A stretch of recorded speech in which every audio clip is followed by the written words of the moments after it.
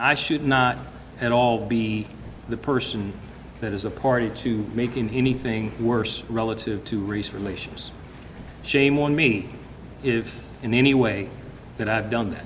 It was a rare admission of fault from a head of police. Starbucks coffee is anti-black. And it followed public outrage over racial profiling in the arrest of Rashawn Nelson and Dante Robinson on April 12th at a Philadelphia Starbucks.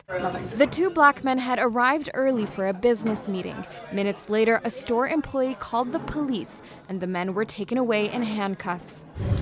Facing backlash, Starbucks CEO Kevin Johnson was quick to apologize. We are going to learn from this, and we will be better for it. And the company announced that it would close its 8,000 U.S. stores on the afternoon of May 29th to offer racial bias training for its nearly 175,000 employees. That in and of itself sends a message. Monica Parham, a diversity and inclusion consultant in Washington, praised Starbucks for its speedy response, but said on its own, an afternoon of training is insufficient. It's a very good start. It's a very powerful start, but standing alone, it's not sustainable in the long term, and it's not going to drive long-term change.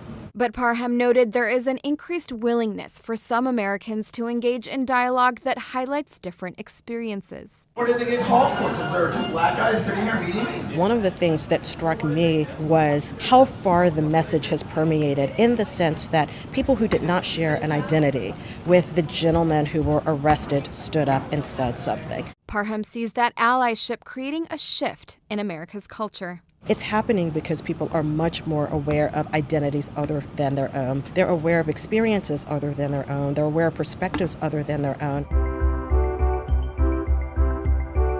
All this working together with different people really makes business a lot different than it used to be. Historically, training was just that. It was training. It was driven largely by compliance purposes. I think that now there's a much more sophisticated approach.